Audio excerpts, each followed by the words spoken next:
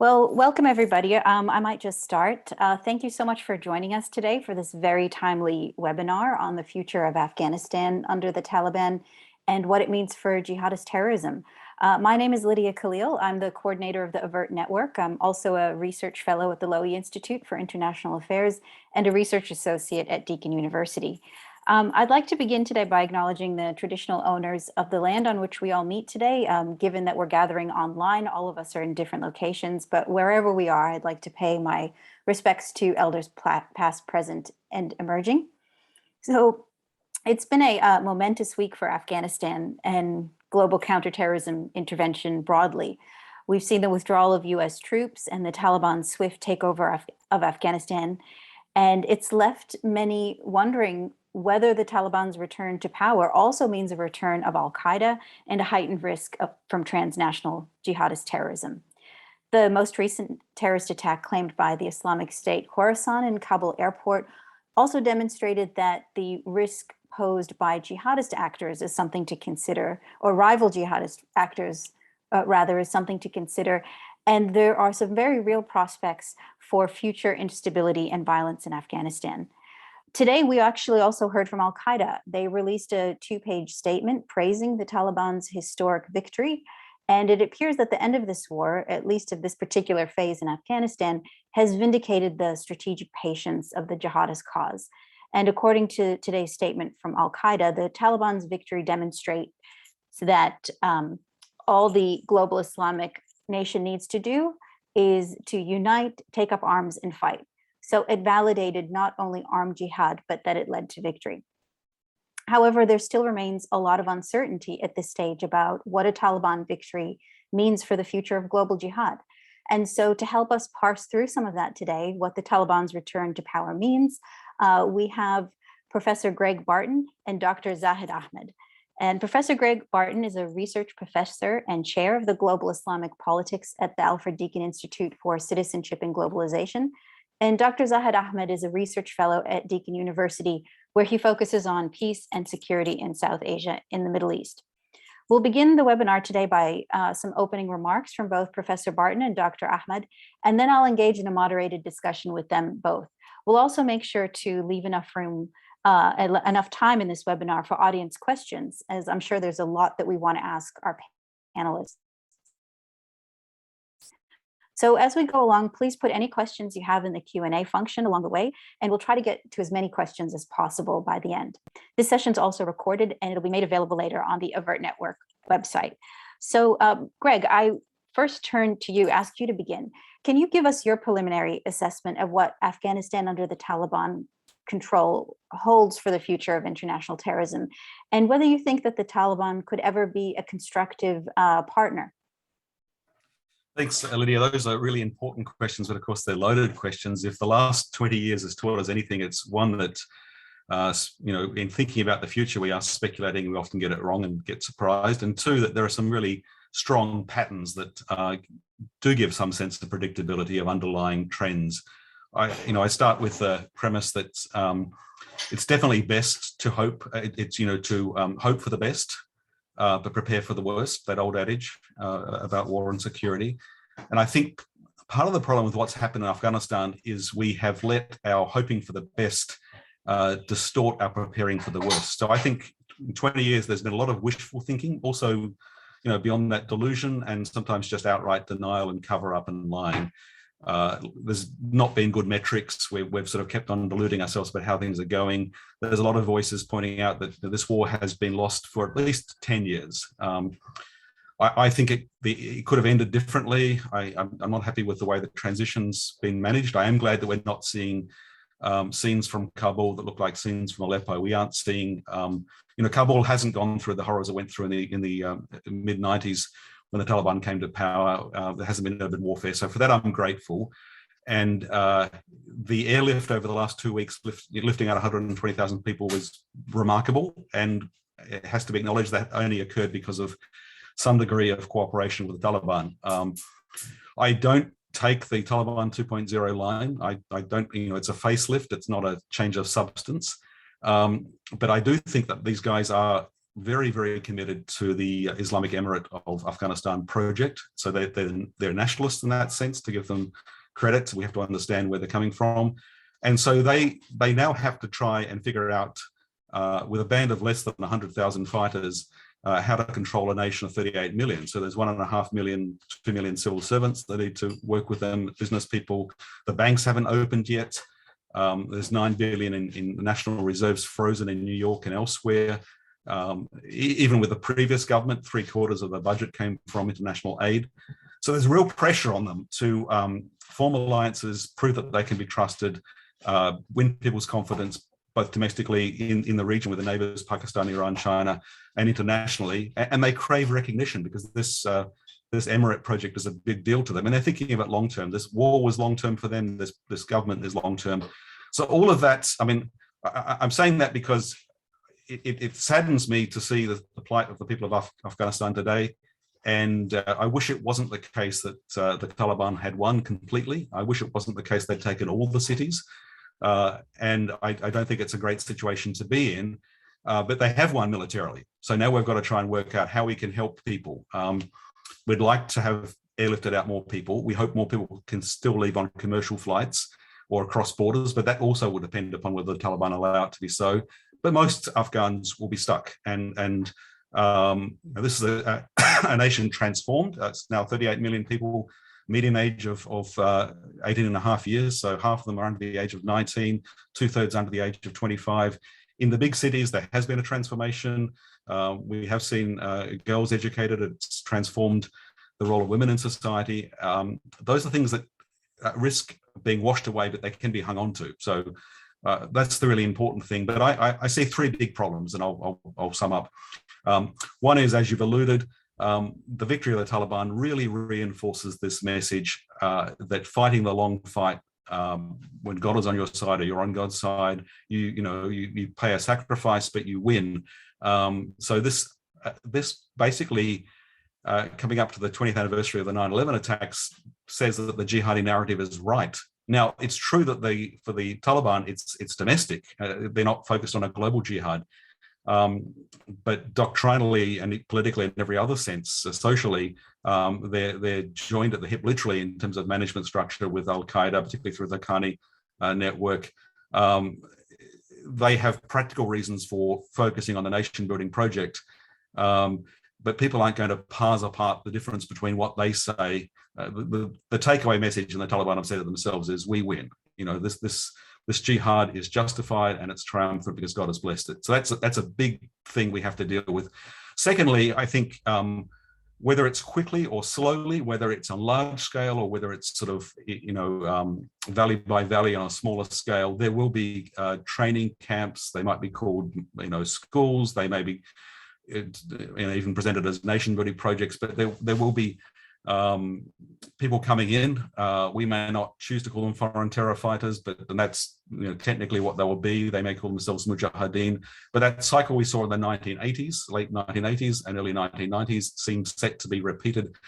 I don't see how it can be stopped. I think it can be slowed. I think with the help of Pakistan, flows across the border can be slowed, but I'm not sure that can be stopped. And I think it would be delusional, to go back to my first point, to put everything on the hope that we can stop the training of the next generation of jihadists, not to fight in Afghanistan, but take their fight home. That was always the Al-Qaeda vision, as you know.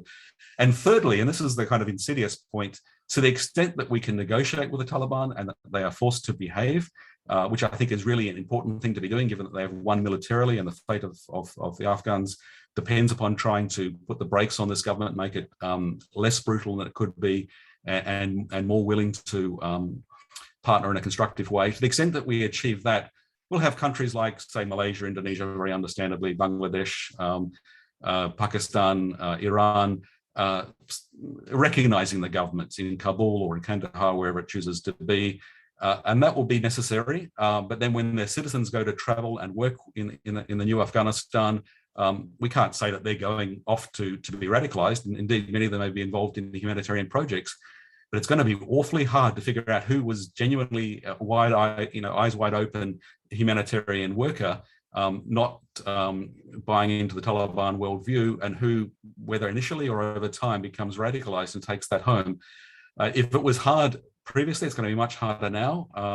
From an Australian point of view, when people went after 2014 or after October 2014 to say Raqqa or Nineveh province, Mosul city, our laws said they were in a zone that was prescribed. It was legal to be there, and they'd have to be prepared to give evidence they weren't with the Islamic State. It won't be like that with the new Islamic Emirate of Afghanistan. And I think that's a bigger problem than we've stopped to think about. I think it's going to be really, really challenging because it perversely, the success that we have with the Taliban in making them partner with people of a different mindset, members of the previous government, civil service, with their neighbours, will also make it harder then to be critical of those who have gone and formed a close relationship and taken those ideas home. Certainly, very murky and complicated picture. Thanks for that, Greg. Zahid, I might turn to you to offer us a regional perspective. If you can talk about the regional implications of a Taliban-controlled Afghanistan, with a particular focus on whether we should expect to see an increase in the threat of terrorism regionally. Thank you, Lydia. And also I agree with Greg's observations on the situation. And at the same time, I believe that historical and regional contexts are very important. If we look at, during the 1980s, Pakistan was the United States frontline ally in the Afghan-Soviet war. And that, in a way, helped Pakistan achieve two key purposes. So it wanted to have some influence in Afghanistan historically because of his border dispute, which is called the Durand Line, which is not a permanent border, and also linked to the Pashtunistan or Pashtun nationalism issue as well. So that was kind of like an indirect opportunity for Pakistan that fully grabbed. And if we look at the Taliban, as many people are calling them 1.0, I still don't agree with that, as Greg also said, because their ideology is the same. But if we talk about the Islamic Emirate of Afghanistan of the late 1990s, then it's clear that their diplomatic linkages have expanded a lot. So it's we have to look both ways. One is that perhaps they learned from their previous lesson that in the late 1990s, they only had diplomatic links with Pakistan, UAE, and Saudi Arabia, the three countries that recognize them. Since then, they have actually expanded their diplomatic linkages with the other countries, as we can see from the ongoing developments in Afghanistan. And at the same time, in terms of the geopolitical context, it's important to look at the India-Pakistan competition in the region. So while Pakistan benefited through India's exit from Afghanistan in 1996, India only had one diplomatic mission back then in Kabul, and that was closed as soon as the Islamic Emirate was established. Pakistan, however, also benefited by having a kind of a friendly government or pro-Pakistan government in the shape of the Islamic Emirate in Afghanistan. But even the Taliban did not recognize the Durand Line as the permanent border between the two countries. So the point I'm making is that they were never really under full control of the Pakistan, and this was later on also reflected when Pakistan requested them in 2000 or 2001 not to destroy the Buddhas of Bamiyan, and the Taliban refused. And later on, Pakistan also approached them to hand over Osama bin Laden to the US, and the decision was no from Kabul again, or the Islamic Emirate. And in the post 9/11 context, I think what the US or the international actors misunderstood or ignored was this proxy dynamic involving India and Pakistan or their competition within the region. So either the US did not understand, or they responded to, or they completely ignored the political developments or dynamics in the region. So unlike, for example, in the 1990s or before 2001, India had the opportunity to invest more in Afghanistan. And that is something that, in my opinion, changed Pakistan's position within the war on terror. So India's, in the past, they had only one diplomatic mission, but after 2005, they had, in addition to their embassy in Kabul, they had consulates in Jalalabad, Kandahar, Herat, and Mazar-e-Sharif. So this naturally raised increased Pakistan's anxieties. But now, in another dynamic, which is very important in my opinion, is the China's increasing influence in the region. And especially since the start of the Belt and Road Initiative, for China now stakes are very high. It has invested heavily in some of the neighboring countries. For example, $64 billion only in Pakistan. And by virtue of that, it cannot just sit on the sidelines and ignore the situation in Afghanistan, in my opinion. And similar is the case of other regional actors who have to take notice of these developments in Afghanistan. I can give you one example of a recent terrorist attack by East Turkestan Islamic movement on Chinese citizens in Pakistan. And the reports, intelligence reports, suggest that they had colluded with the Tehrik-e-Taliban Pakistan to launch this attack on the Chinese citizens. And then Pakistan told Beijing to directly talk to the Taliban, which they did. And Taliban, they have assured that they won't let the Afghan soil used against any other state. But again, the question is whether they have the capacity to control these terrorist groups within the country, or also at the same time will, because some of these groups have actually worked with the Taliban. So with this, and also I think there is opportunity, because all these regional actors have now, in the beginning, they had a very short-term vision with regard to the US-Taliban peace deal, because they agreed on the US troop withdrawal from Afghanistan, but now everyone is concerned about its spillover in the form of whether jihadi recruitment, first of all, and second, perhaps by inspiring Islamic movements in the region. Bangladesh and India have already directly talked about these concerns, but similarly, Pakistan and China have been directly talking to the Taliban on the matter. And this provides, in my opinion, an opportunity for these regional actors who have shared interests to come up with a regional kind of a mechanism to deal with any crisis emerging out of Afghanistan, whether humanitarian, whether linked to jihadi recruitment, and so on. So, and at the same time, I must say that the West also cannot simply just leave everything in the hands of regional players. I think there should be an opportunity for greater engagement, either directly with whatever form of government emerges in Kabul, or indirectly through regional actors or through regional organizations. Thanks very much, Zahid. That's a really comprehensive regional overview. I might throw some questions to you both. Greg, if I could start with you. If you could give us, let's take a step back and give us a little bit of a tutorial. Can you tell us a bit more about which jihadist groups are currently operating in Afghanistan? We know about the Taliban's connections to Al-Qaeda, but what other groups are there, and what acts of terrorism have they been involved in, and who are they targeting? Yeah, that's a really good question, Lydia, and there's not time to break it down in a granular way. I'm not sure either that we necessarily understand all the granular detail, but the broad picture is this, that Al-Qaeda was formed in Afghanistan in 1988 at a time when so-called mujahideen were going to help Afghan fighters fight the Soviet military. Now, at the time, the vision for Al-Qaeda was to form a project to train people, radicalize them, we would say, send them home and carry on the jihad around the world. Some of the people that they worked with went on in the 1990s to become the Taliban, and there's been really close links ever since. It's a complicated relationship. Afghanistan is a complicated country, and we're talking about a kind of federation of tribal and clan interests. But that link with Al-Qaeda has been pretty strong all the way through. We know the story of how Islamic State formed, that it came out of Al-Qaeda in Iraq, that was formed after the invasion, and so it was announced in 2004. Its leader was killed in 2006 and it was driven down, but it soared up, and then with the Syrian civil war, 2011, it opened on a new front.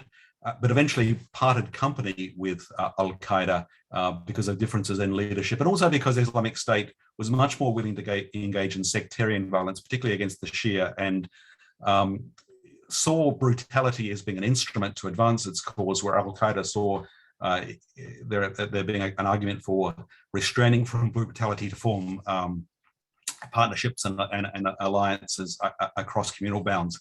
So when the Islamic State Caliphate was declared in 2014, there was a split between Islamic State and Al-Qaeda. but both began to think about a structure of branches going beyond just where they were in Syria and Iraq. And around 2015, Islamic State or Islamic State in Iraq and Syria, as they're variably called, formed a branch in what was referred to as Khorasan province, an area that appears in prophetic literature or literature that's non-scriptural, but talked of the situation where black banners would arise in the east in Khorasan, and that would be the start of the re-emergence of a global caliphate. So it's very resonant. There are different groups across Afghanistan that tried to link and claim this ISIS-K link, but the group that did it most successfully came in the east, in 3 provinces on the border with Pakistan, in the city of Jalalabad and then in Kabul. And these were people mostly linked with Taliban Pakistan, the Pakistani Taliban, who were fighting the government of Pakistan, but given sanctuary by the Afghan Taliban in Afghanistan. Ironically, of course, the Afghan Taliban found sanctuary in Pakistan in places like Quetta, but as I can talk more about that. Some people from the Afghan Taliban broke away as well, and particularly from the Haqqani network.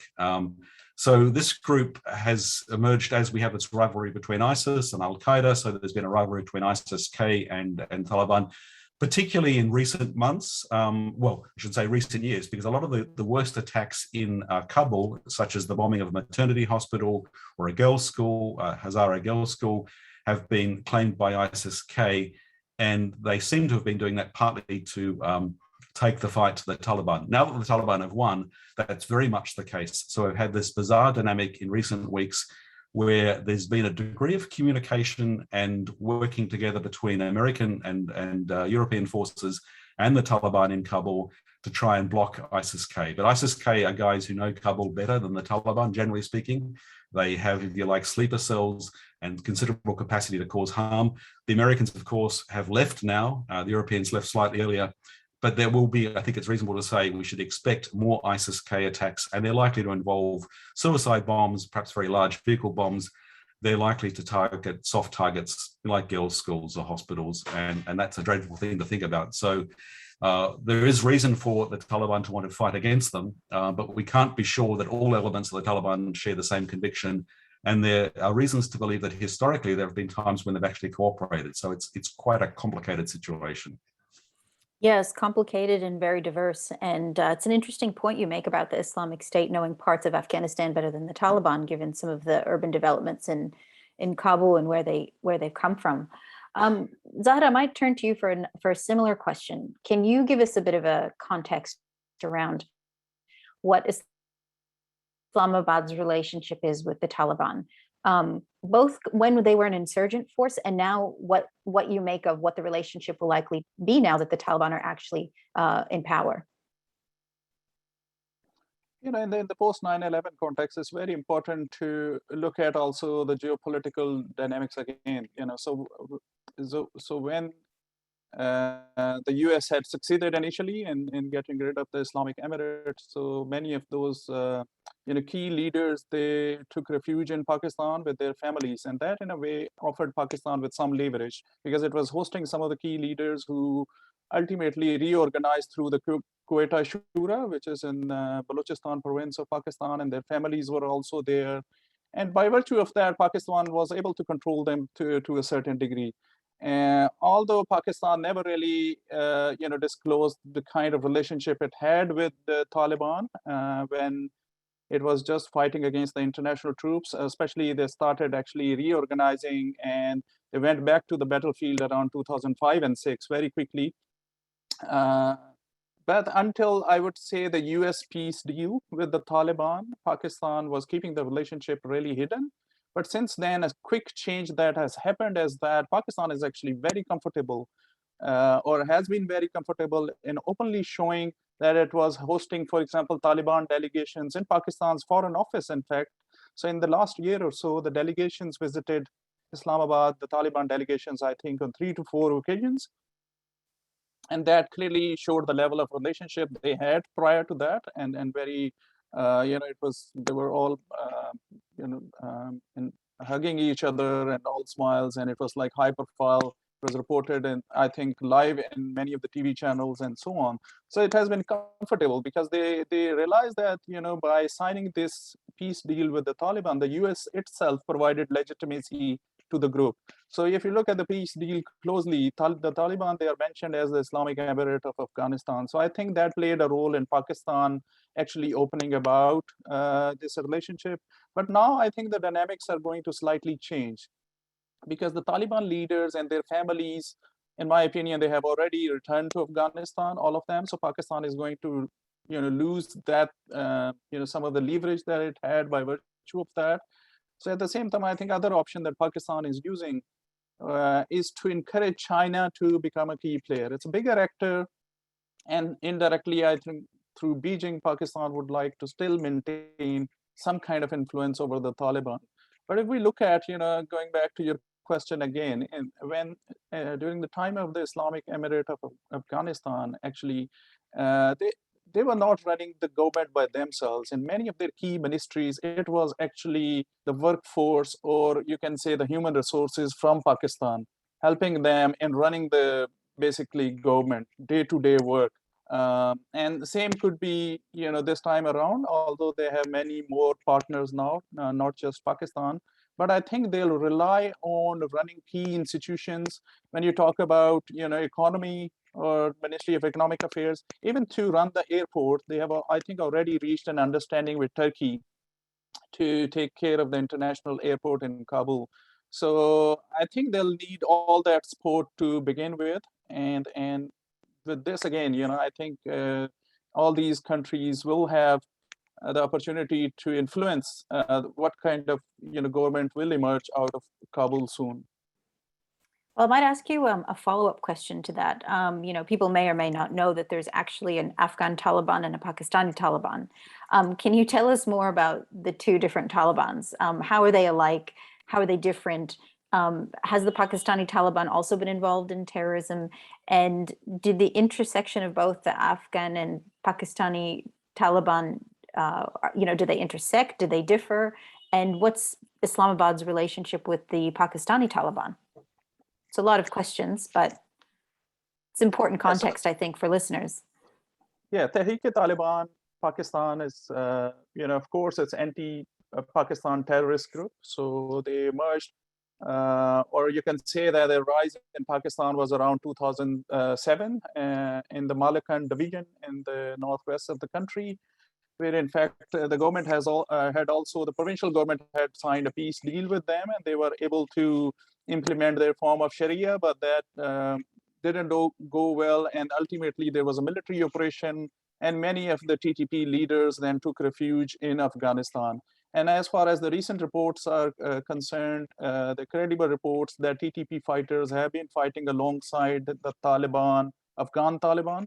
And when the Taliban were going from one place to another within the country, in terms of their military victories, they also released a lot of TTP or Tehreek-e-Taliban Pakistan members who were imprisoned in Afghanistan. So there are natural concerns in relation to that. And also when I talked about the Taliban's will to go against certain terrorist groups, although they have made a promise to all the neighboring countries that they won't allow Afghan soil to be used against them, it's a matter of will also, not just the capacity or the capability, the will, because the TTP or the Pakistan Taliban, they have a relationship with the Afghan Taliban, and they have helped them in this victory in Afghanistan, maybe in a smaller way or maybe in a big way. We don't know exactly, but there is a relationship, and I think that Afghan Taliban will have a great deal of difficulty in terms of breaking that relationship. But at the same time, they are not in a position to ignore Pakistan's demands to take strict actions against TTP or the Tehreek-e-Taliban Pakistan, because Pakistan is playing a key role in terms of its diplomatic efforts to create an environment in which whatever new Taliban-led setup emerges, that receives recognition, international recognition. So already Pakistan's foreign minister, he visited Central Asian republics. He was in Iran, he was in Beijing, he's approached the OIC. Pakistan has urged the UN to talk to the Taliban. All these efforts are basically closely connected to the Taliban's approach, that they want greater recognition this time around. Thanks, Greg. I might ask you the next question. And I'm wondering what you think of this claim that's going around that with the Taliban back in power, that Afghanistan will automatically once again be a safe haven for Al-Qaeda to conduct international terrorism. And I also might pull in a question from a member of the audience that's similar that I've seen, which asks, do you think that the Al-Qaeda wants the Taliban to stabilize Afghanistan and consolidate its international relationships? Or do you think it would be more beneficial or preferable for Al-Qaeda to have a degree of instability inserted and have limits on the Taliban's territorial control? In which case do you think is more beneficial for Al-Qaeda? Really good questions, Lydia. So I'll do my best to answer them briefly, then perhaps suggest that you also have a go with them since you're equally expert on these matters. As I said at the outset, I mean, we've gotten into trouble with matters in Afghanistan by being surprised by developments and also leaning too heavily on wishful thinking. So it's all very good to hope for the best, but we do have to prepare for the worst. And the worst is that, yes, Afghanistan does become a safe haven in parts, in places at times for terrorist training camps. I think that is definitely going to happen. The only thing that's not clear in my mind is how quickly it happens and to what degree, what parts of Afghanistan. And to what extent a central Taliban government tries to stop it, and to what extent it just goes through the charade of trying to stop it. As Zaid was saying quite rightly earlier, it's not just a question of trying to figure out how sincere the Taliban are, and I think we should be skeptical of them, but it's also a question of how much capacity they have. Even if they are really trying very hard to shut down a camp because it's embarrassing them, and they're coming under a lot of back channel pressure, they may just not be able to because of personal family alliances, other alliances, differences of opinion. You know what it's like in political parties in Australia. It's hard enough with factions and differences in personalities. You can imagine how messy and complex it's going to be for a Taliban-led government in Afghanistan. But I think we have to prepare for the fact that there will be people who will get across a porous border, probably the Pakistani border. The government in Islamabad may try very hard to control that, but it's going to be people on the border who limit it. And even if everyone tries their very best, people will get across. Some people may, as I said, just fly in because their government's recognized the new government of Afghanistan and they quite legitimately have a reason for being there. They may disappear to camps, they may be radicalized working in a program in Kabul city or Jalalabad or other big cities. So I think we're going to, long story short, we will see more radicalization, if that's the right word to use, people being further confirmed in their ideas or perhaps even changing their ideas, being trained, equipped, being turned on to being part of a global jihad and taking that fight home. And I think anything that we say that says, oh, it won't happen because they've promised us it won't happen or because of this or that, I think is wishful thinking. And it's better to start with the worst case scenario than to assume that somehow magically things have changed. We wish that this long war was over. Joe Biden says the long war is over. The sentiment is genuine. The facts on the ground are wrong. Just because we wish it was over doesn't mean it's over. Thanks, Greg. Zaid, I might direct one more question to you before we kind of open it up more to the participant questions. And it's similarly around this idea of whether the Afghan Taliban could be a cooperative counterterrorism partner. So, for example, there was recent news that they set up a commission to address Pakistan's terrorism concerns around the Pakistani Taliban. We saw some news reports around the meeting of the CIA Director William Burns meeting with Taliban leadership on the eve of the US withdrawal. So I'm wondering if you could speak to kind of how the Taliban could be potentially cooperatively in the counterterrorism front, particularly in the region. There's credible evidence available of the Taliban actually fighting against the ISIS Khorasan, Islamic State Khorasan in Afghanistan. So, and on that front, there is possibility, and also it's in the interest of regional actors who are already they have kept their diplomatic presence in the country. If you like, for example, Russia, China, Iran, and Pakistan, all of them have their embassies up and running in Kabul. In fact, Pakistan's embassy is running 24/7, issuing visas and dealing with the evacuations and so on. But on the issue of terrorism, so so this report about actually Taliban setting up a 3-member commission to investigate Tehreek-e-Taliban Pakistan, actually that was untrue, because they confirmed that later on, that they haven't done anything like that. And again, I'll go back to my original point, because TTP has worked closely with the Taliban, and they are not going to quickly change their relationship because of pressure from Pakistan at this stage, maybe down the line, because at this stage, Pakistan is also not pressurizing them much. And same is the case with other regional actors. They're giving them space to come up with a solution for a kind of a government which can be recognized by not just them, but other actors, especially Western countries. So once, if that is done and regional actors are on board, I believe there are multiple ways of engaging with the Taliban on the counterterrorism front. One is through the Shanghai Cooperation Organization. So Afghanistan actually is in the waiting list to become a full member, okay, similar to the case of Iran. And if you look at the SCO, it calls it 3 evils. For example, radicalization, extremism, and terrorism. That is at the heart of the organization's agenda, and they have been actually having this contact group on Afghanistan for a number of years. And I think that is one possibility, because it's China and Russia led. India and Pakistan are also members of it. So there's one possibility through that.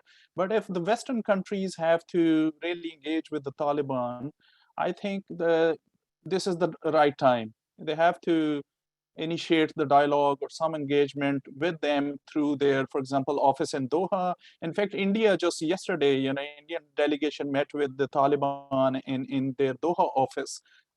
So regional actors, of course, are approaching, but there are no reports of any Western country making a move at this stage.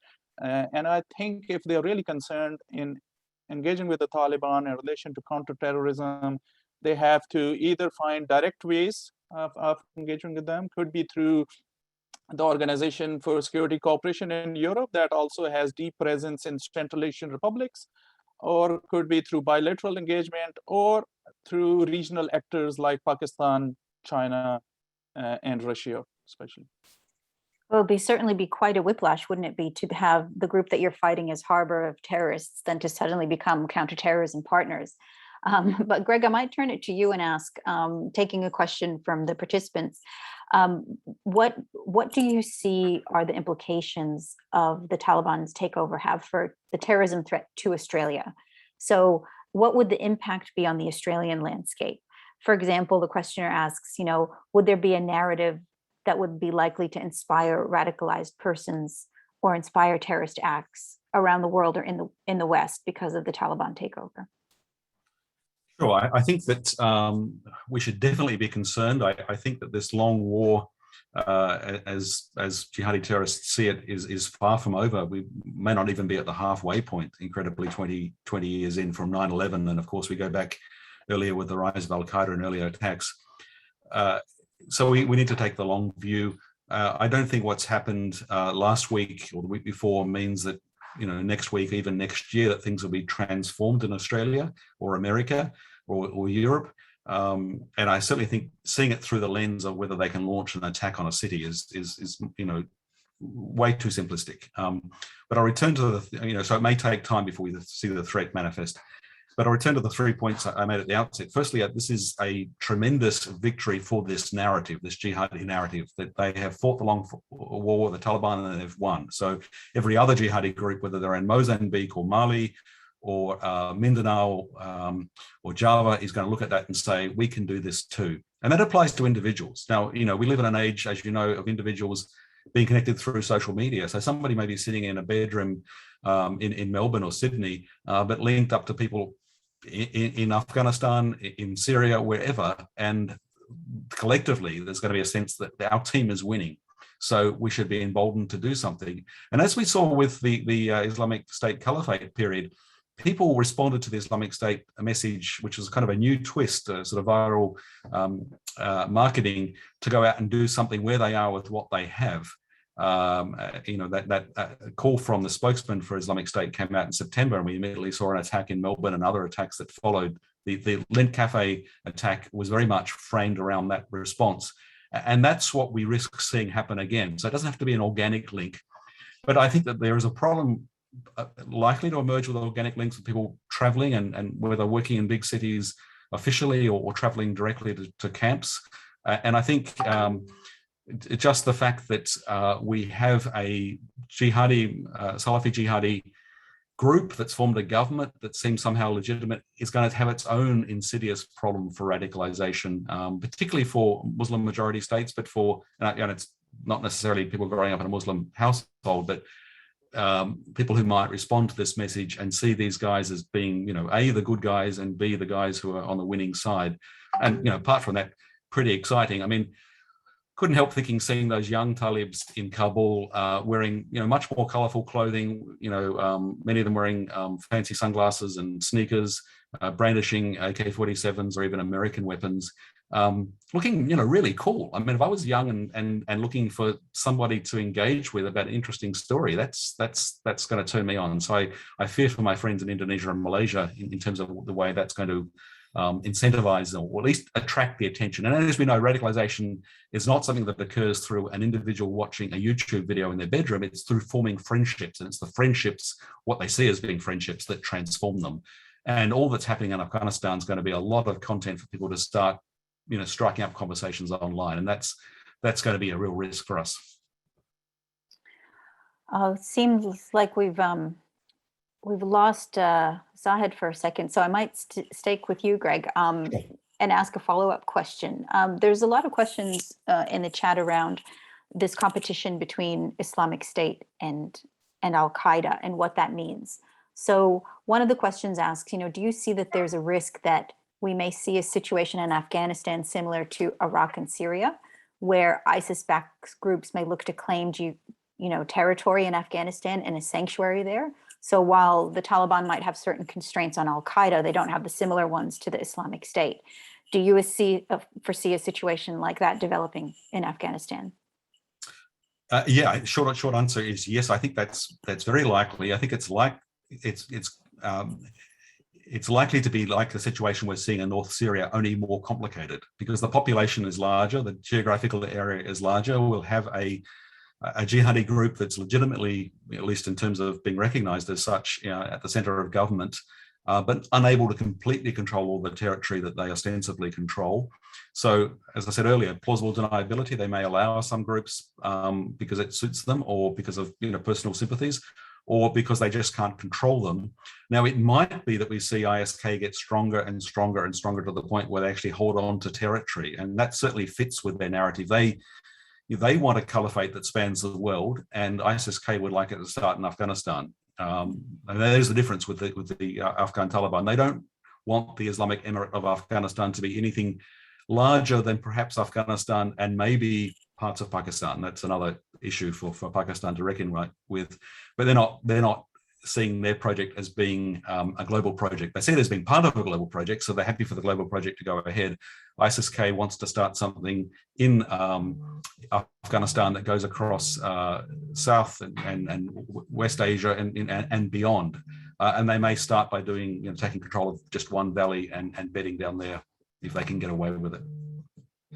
Thanks, Greg. Welcome back, Zahid. I might turn to you for the next question, because we have one on back to those kind of regional dynamics and relationships with China.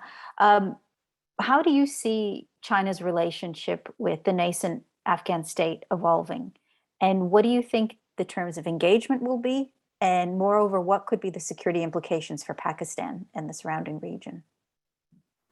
I think, first of all, we need to understand that what was happening in terms of Beijing's engagement with the Taliban leading up to this time. So China has been actually facilitating the Afghan peace process, and in Beijing there were quite a number of meetings in Beijing, participated in other meetings as well in Moscow and elsewhere in Pakistan as well. So its interest is quite visible.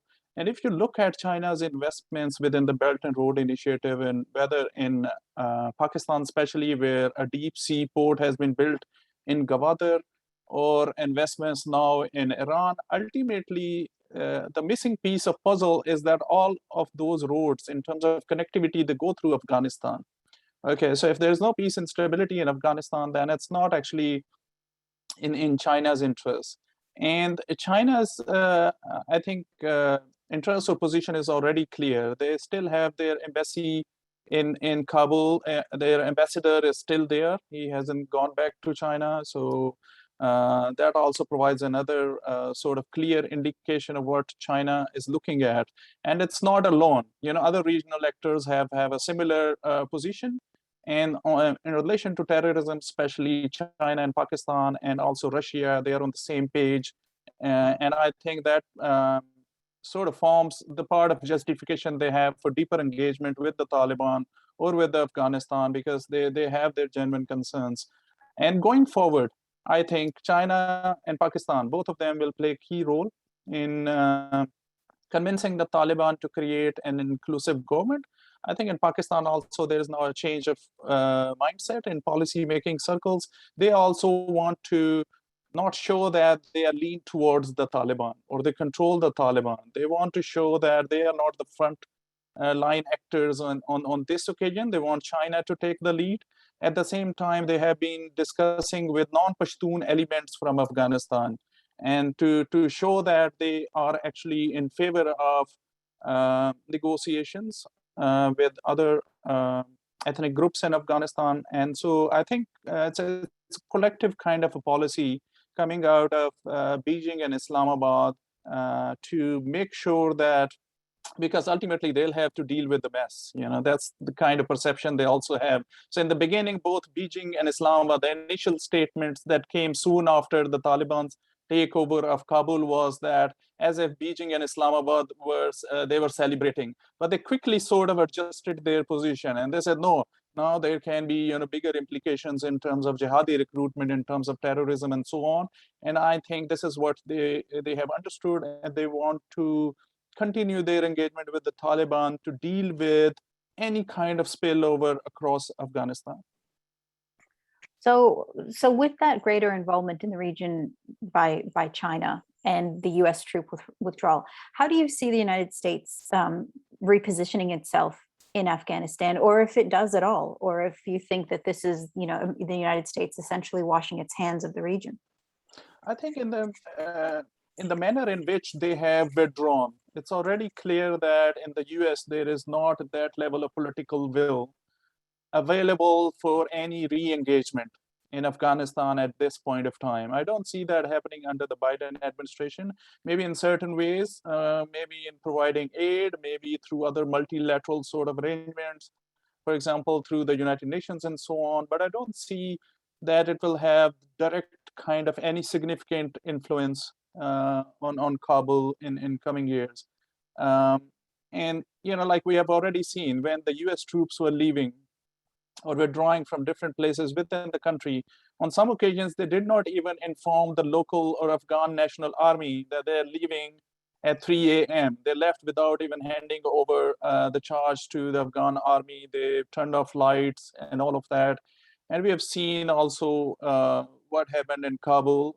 If it was not for their understanding with the Taliban, we could have actually seen a much bigger chaos at the airport. And unfortunately, still there were ISIS-KP attacks that killed both civilians and U.S. soldiers. But still, I'm talking about a much bigger chaos that it did not happen because of their understanding with each other. And also, if you look at the narrative coming from the US and also from Taliban, since the peace deal, then both sides never really criticized each other openly.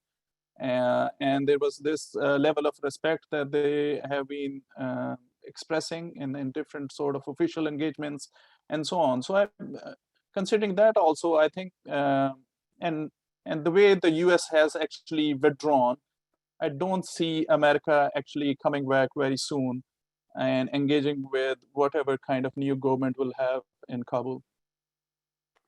So I might ask a follow-up question to the both of you that also comes from the audience. Greg, if you're still with us, feel free to jump in to answer. But given your assessment, Zahid, about the U.S. withdrawal and the fact that they will not likely be an active participant in the region, What do you make of the claim that the United States can still combat terrorism using these offshore, over the horizon counterterrorism capabilities? Can the counterterrorism threat be managed in that way without a military presence in Afghanistan? I can't even actually think of any place where it has been managed effectively using drones.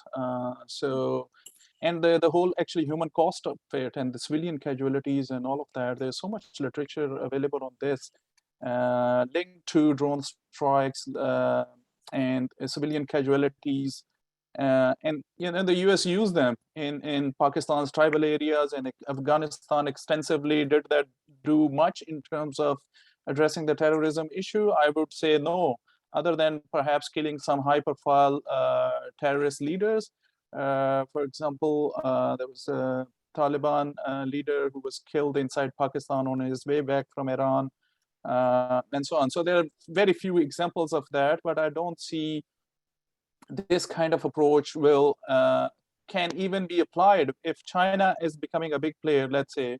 If we consider that scenario, and it continues to invest in terms of exploring Afghanistan's mineral resources and so on, I don't think so. The US can easily, unlike in the past, can easily use drone strikes more effectively in Afghanistan to address the terrorism issue. So while we're waiting for Greg to rejoin us, I'll ask another question to you from the audience.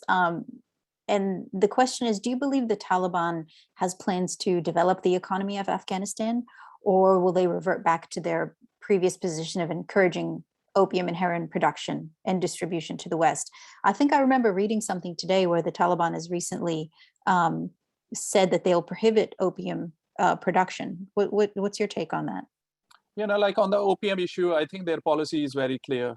Islamic Emirate, when it was established, they had actually virtually eliminated the cultivation of poppy and the drug use, and also through their crackdowns on anyone who was involved in drug trafficking from Afghanistan. If you look at the data from that time and what happened in the past 10 to 15 years or so, it's a completely different scenario.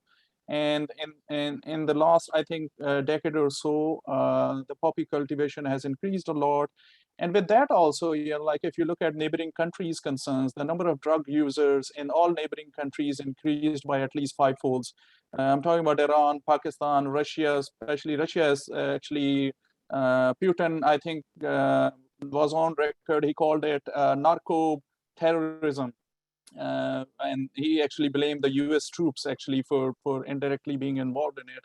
But Taliban's policy on this is clear. There is evidence that they used this as to fund their insurgency. But now when they are in the government, I think they'll behave like the way they did in the past. And of course, you cannot run a state on this kind of money. They'll lose international recognition.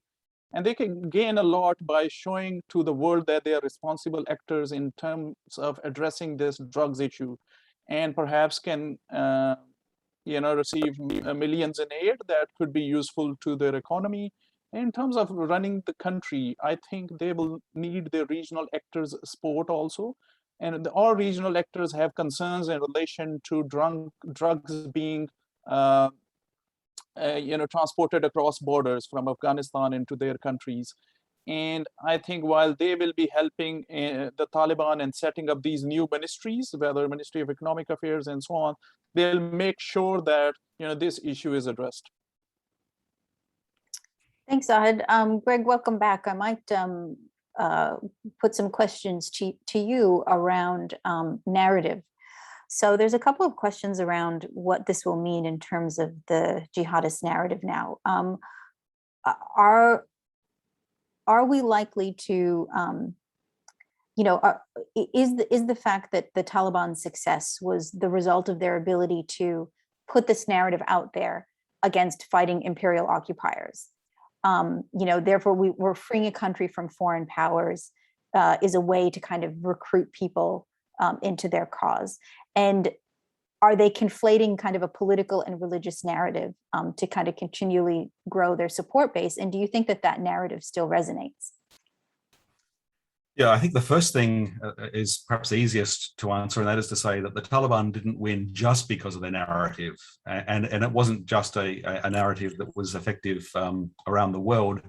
To the extent that the narrative played a role, it was persuading local Afghans that they were the least worst alternative. Sometimes that meant better to give in than to risk being dragged out of the house at night and shot. So it's sort of like a mafioso state. You just have to pay the protection money.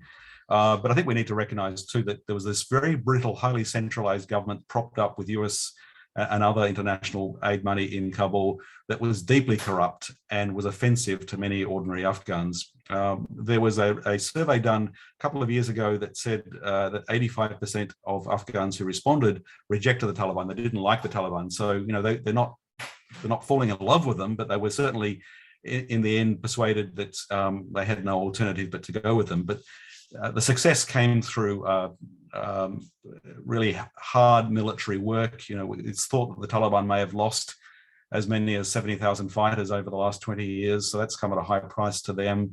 They played a long game. They made this peace deal that was signed with Trump's administration in Doha in February last year. That was a kind of a sleight of hand that, you know, the Trump administration was stupid enough to swallow, and Biden should have reversed and really tried to get a better result from. But that worked in their favor. And then, you know, tactical mistakes like closing Bagram Air Base early July, and then Ghani apparently panicking and fleeing literally in the middle of the day without telling anyone. All of that helped in the final result for the Taliban. But it was hard work by an insurgent group that's very good at doing it, and what they did backed up their narrative, and that narrative remains enduring. So on the ground, it's going to be up to them now to show that they have something to offer, and for international aid or financial support, just normalizing relations with their neighbors, they're going to have to try and walk the talk now. But I think beyond that, and they may distance themselves from this, but they are a Salafi jihadi group, and they always will be. They may be more pragmatic, maybe better behaved, and at the core is that they are fighting the long war, the long fight, the long struggle, and they are prevailing. And we're going to have to deal with that and find a way to counter it, because so far we've just made a mess of it. Well, we might end with the last question on propaganda and narrative as well. What do you make of the Islamic State potential for their narrative and for their propaganda coming out of this conflict and their position in it? Well, they're going to ride on the broader narrative of the success of the Salafi jihadi struggle. So they can downplay their differences with Al Qaeda, with the Taliban, and just try and maximize the Taliban victory as being their victory. And then they're going to, of course, try and recruit from the Taliban, whether the Tariki Taliban Pakistan or the Afghan Taliban or other elements, by presenting themselves as being more pure. They'll say the Taliban have gone to sea. They've got involved in politics, in making deals with infidels. But they're going to try and have it both ways. I think something we need to recognize, though, Lydia, is that the Taliban, and the reason we're talking about Taliban 2.0 is because they've spent a long time watching what Islamic State has been doing globally with social media, with videos, with electronic publications, and they've learnt lessons from them. So the reason that we're sort of somewhat impressed by their spokespersons and their media productions is because they've copied out of the ISIS playbook. And of course, they largely share the same vision. It's just transposed differently. For the Afghan Taliban, it's about the Emirate of Afghanistan, but they benefit also from what ISIS has been doing. So it's a complicated relationship. Well, Professor Greg Barton, Dr. Zahid Ahmed, thank you so much for being with us today for this really timely discussion, for offering your initial assessments of what's obviously a complicated and ongoing situation, and we'll see how it develops into the future. Thank you so much for your time. Thank you, everyone, for attending. We look forward to seeing you more in following AVERT webinars.